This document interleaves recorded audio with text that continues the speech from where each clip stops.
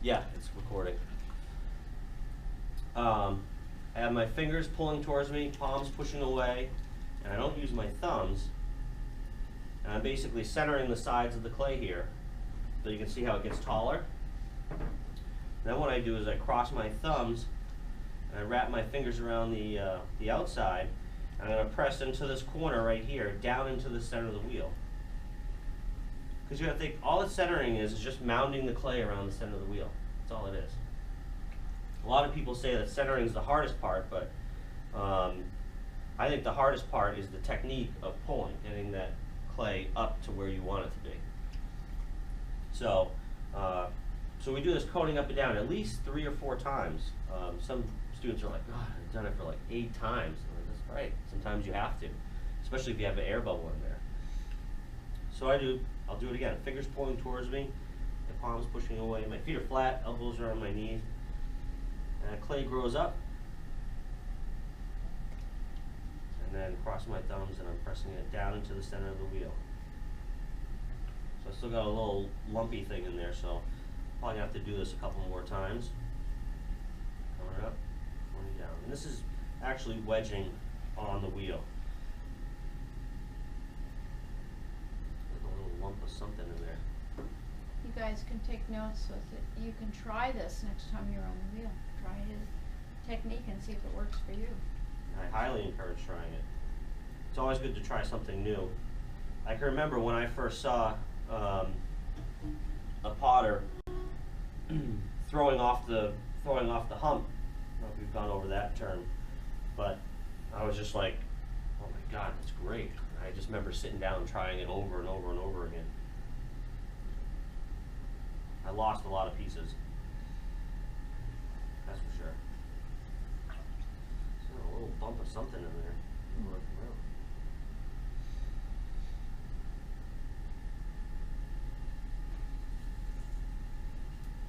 So anyways, the first step is always centering. And you don't go on to the next step until you say that is centered.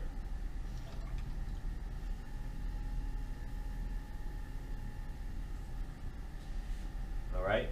So that's centered. But one thing to keep in mind is I want to do a vase or a vase, a quick potter's joke. I do this with every new class. Quick potter's joke. What's the difference between a vase and a vase? Crickets. $250. Get more of a laugh this time. Yeah.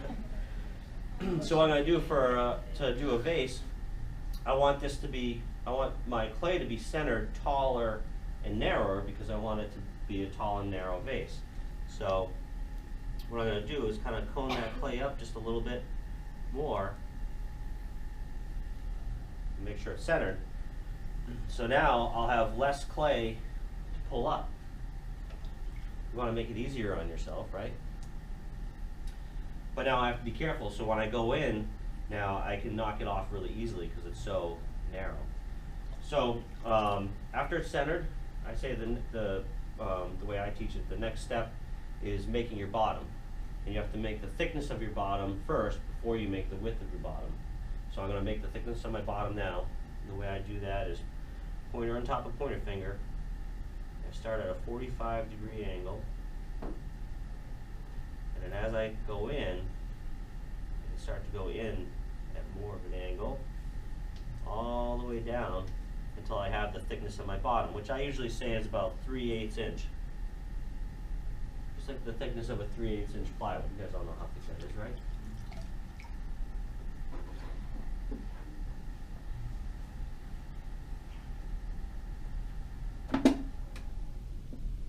Mom's gonna be upset if you got pottery lesson before she did.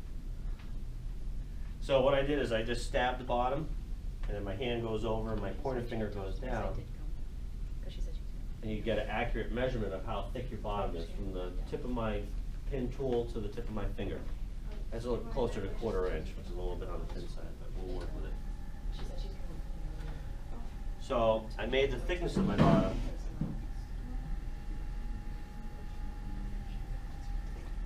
So now I'm going to make the width of my bottom, which which is going to only be as far or as wide as I centered the clay, which I want it narrow because it's going to be a vase, not a vase. Yeah. I don't want to interrupt, but I was wondering if you No, please move do. the piece of clay. Oh, you can't see. Yeah, Sorry. thank you. Yeah. Did you have a question too? No, I was just watching. No. If you guys have a question, you're more than welcome to interrupt. I won't send you to the principal's office, I promise.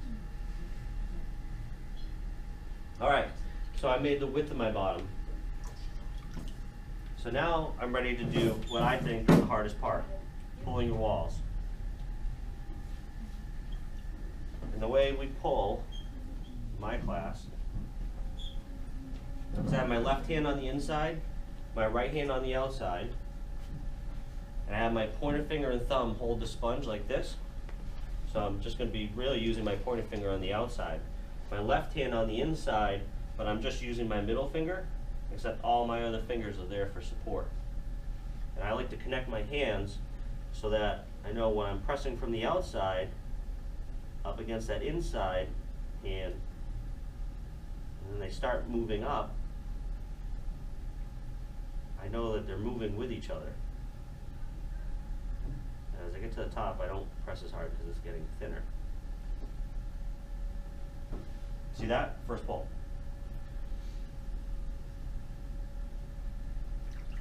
I'm the artist, I say I'm going to do it again because I want to make it taller and more elegant, more like a vase.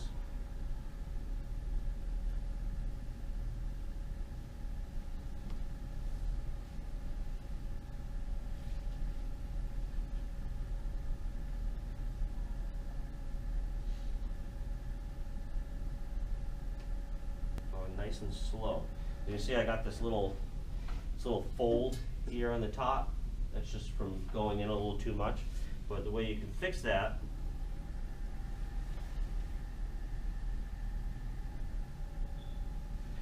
is just go back and just do a nice even pull. Thin it out a little bit. And we'll go in.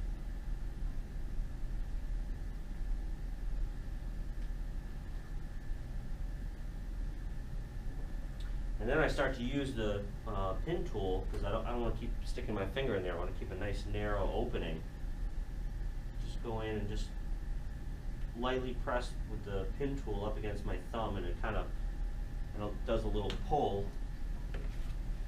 Maybe stick it with the finger.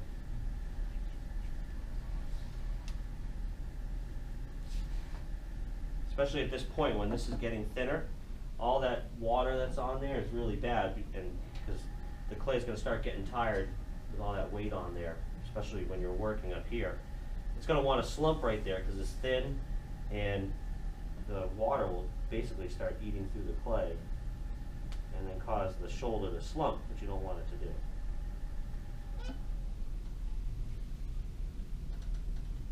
And you know, I'm going to leave the rim like that. I think it looks lovely. It can't be perfect because it's just dirt.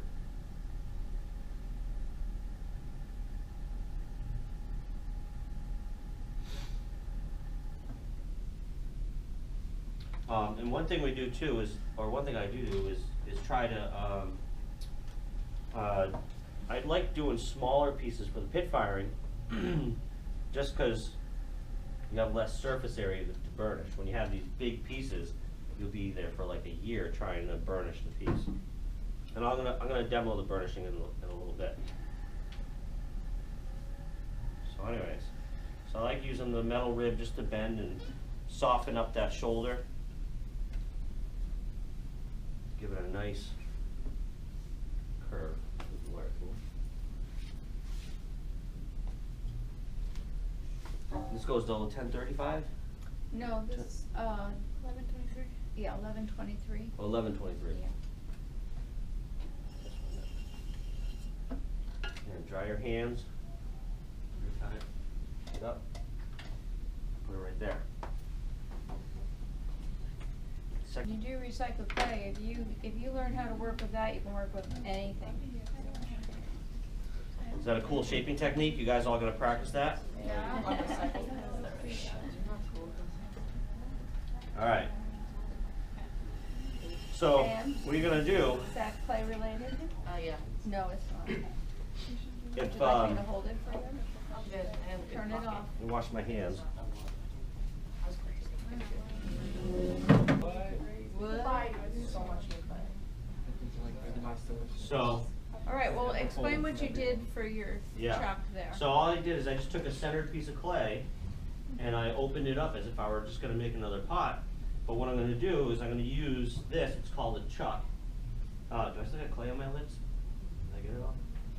I'm gonna use this centered piece of clay to support my vase because I can't put that little dinky little top on the wheel. It's not gonna support itself. So what I do is I put it in the centered piece of clay. You have to visually center it too, make sure this is level. First, right? And then, oh, I forgot this. It doesn't shut off. You get the wheel going, and then to center it, what I do is just hold it,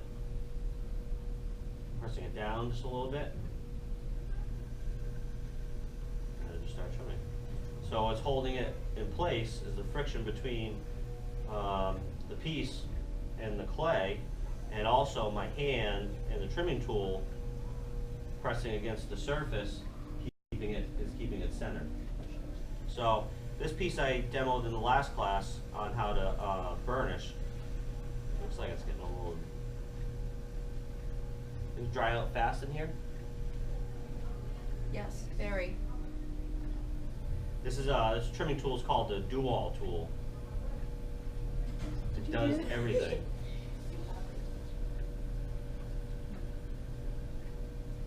$9 a piece. $9 a piece. You buy them at clayking.com or Portland Pottery. That's what we don't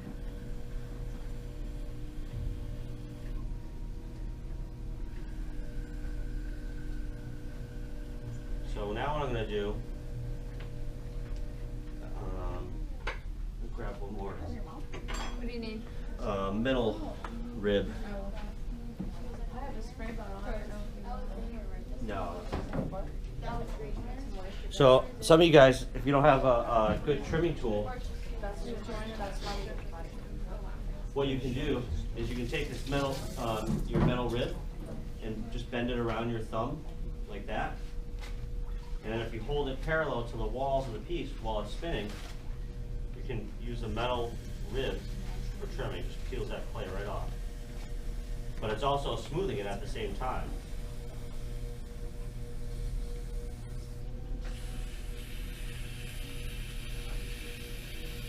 So before you burnish, one, you have to trim, but two, you'll also want to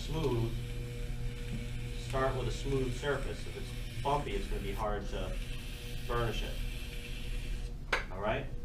So what I want to do is, so I started burnishing this in the last class, okay? So I just want you to see the burnished versus non-burnished, pass it around.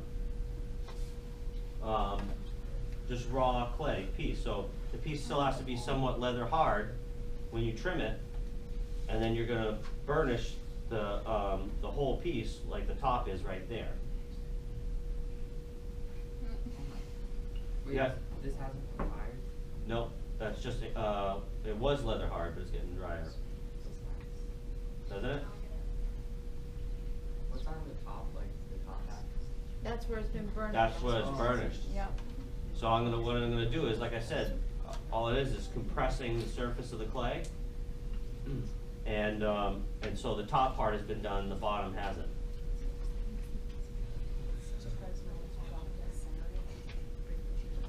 It's the only one I brought, so. Yeah. Well, obviously, when you're burnishing, when it's bone dry, you have to be very, very careful. He did the first burnish when it was leather hard, which is what I would tell you to do. But he's also going to talk a little bit more about burnishing. Yeah. So the more you burnish it, the shinier it's going to be. You can, some people just do it once because they don't want to deal with it, and that's fine. You still get a decent sheen. But if you really want it to get glossy, like that third piece there, you should really burnish it 2 or 3 times once it's bone dry. Which I'm going to show you that in a minute. Yes, What do you use the olive oil for? I'm getting there. Oh, that's- Yeah, I've been wondering. Yeah. I'm going to saute up some onions and garlic. Oh, that sounds good. Yeah. So, so what I'm gonna demo is how to burnish it. So you're gonna throw the piece first, like I demoed, right? Then you're gonna trim it, and then as soon as you trim it, you're gonna burnish it. So again, I'm gonna put it right on here. Get the wheel going, centered. So I'm just gonna use a little votive candle glass, or you can use, I got marbles here that I got from the Barnstable County Fair last year that work great. And you can also use a polished riverstone. You guys seen those in like gardening stores? The only problem with riverstones is that sometimes they can have little imperfections like cracks or little bubbles or something. And you gotta be careful of those because those cracks will pull scars through the clay and you won't get a really good burnish. So I threw the piece, I trimmed it, I smoothed it out. Now, instead of holding the metal rib parallel to the walls, I'm actually gonna use my finger pressing the metal up against the surface of the clay while the wheel's spinning. I'm letting the wheel do all the work.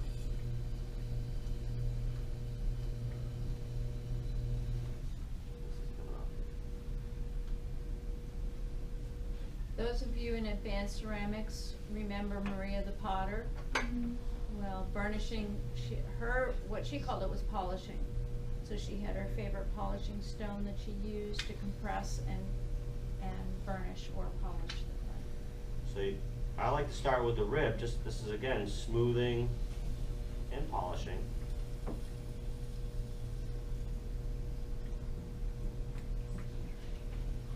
And this is a good cheating way to do it, to start compressing the surface of the clay. You can use the back side of a spoon is really good.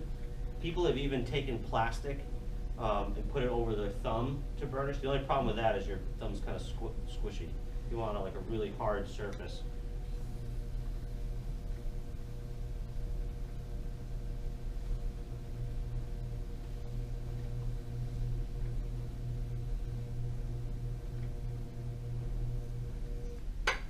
So you can see that's already starting to get a little bit of a sheen.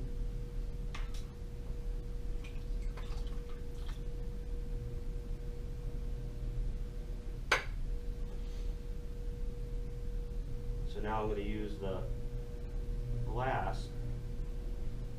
You've got to make sure everything's dry. And you don't want any chunks of clay on there too. If there's dry clay on there, that can also pull scars through the clay too. I'm just using the side.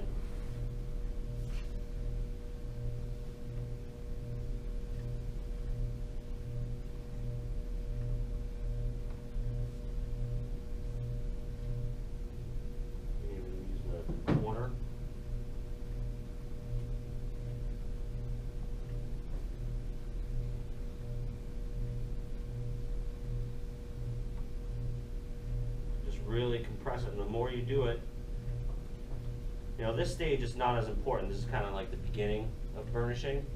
The real important burnishing stage is when it's bone dry. So I'm going to show you here in a minute.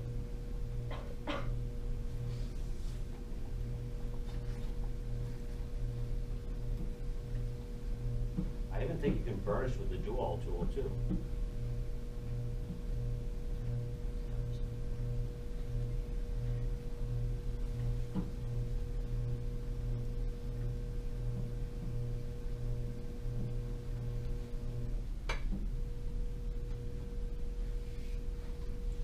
See?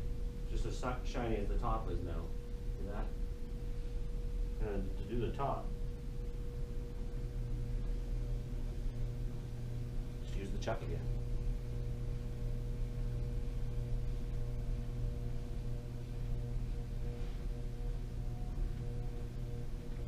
I do like little mouths, like the lip of it. this one, so I won't burnish that, but you could use. You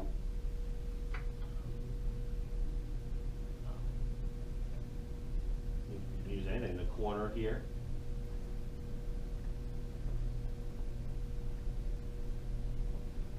Anything. Do whatever it takes to make it work.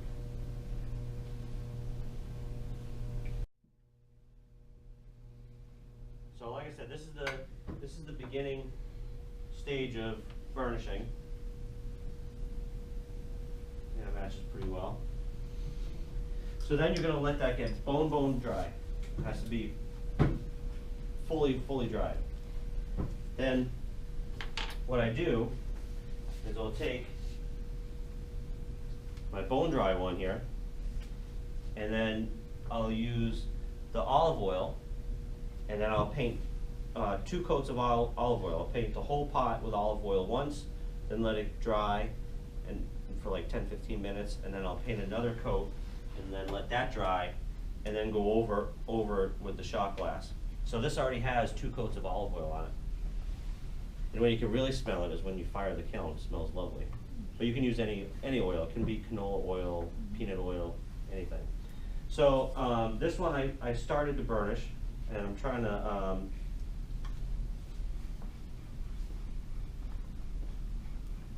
show you that. So one side of this was burnished right after I trimmed this the other day, and then the other side here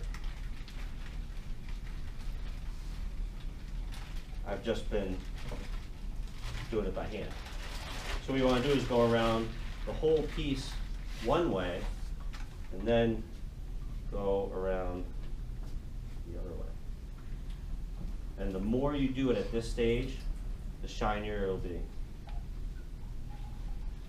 And there's also some, you can see some marks on here, see these scrapes? It's because I used a cheap shot glass when I was at the museum. And it had little imperfections in the glass, and it pulled those little scrapes. So you can see what it looks like when you have like imperfections in a river stone or something. But we'll polish it anyways. You can really smell that olive oil now. Not to do this, but to fry it. Burnish it. So this is still not fired yet. This is just air dry. And you do have to be careful with it because it is brittle at this stage. And then like up in here, you can use this edge.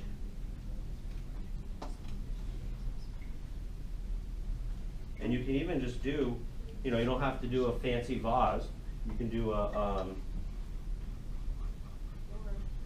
Actually, cylinder. Yeah, and the other thing, too, that has been done is masks. So ceramics 1, you're gonna be doing your mask, so you could use this burnishing technique in the mask assignment and get some really cool surface finish on it. Alright, so I'm gonna just try to really make it shiny. And then I want to pass it around so you can see the difference between bone dry polished and trimmed polished. And then after, once you burnish it, it's done. So this is the hardest part. You're just really making sure the surface of the clay is as shiny as you can get it. But once you get it there, that's it. It's done. Just goes in the kiln, gets bisque, and then you have it. We just throw it in the fire, and we have an excuse to sit outside and have a fire and go on a field trip. Right? Is everyone excited? Oh, yeah.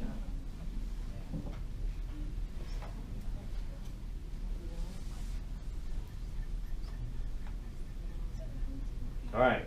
So I want you to see if you can see the difference between this side was just burnished when it was trimmed versus, see the difference?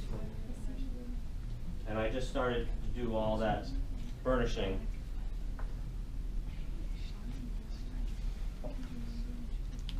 See the difference?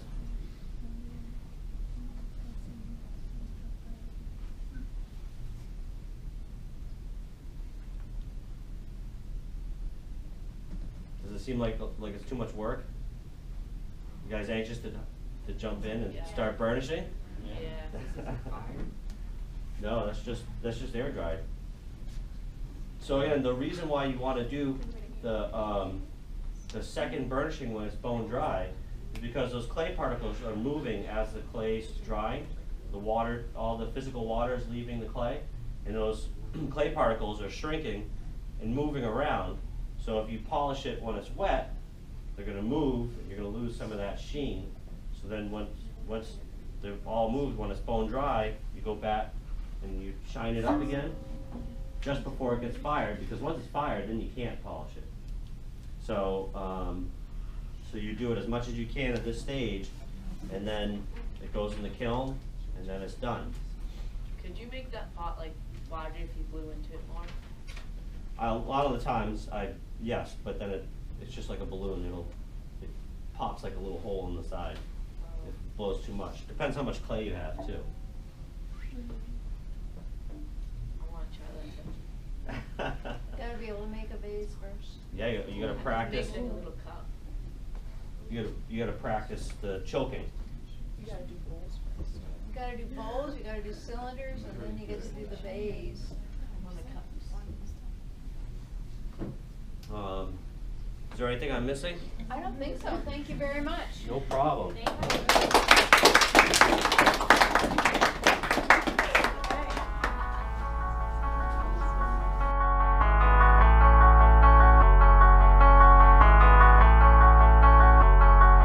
is a Ryan Little production.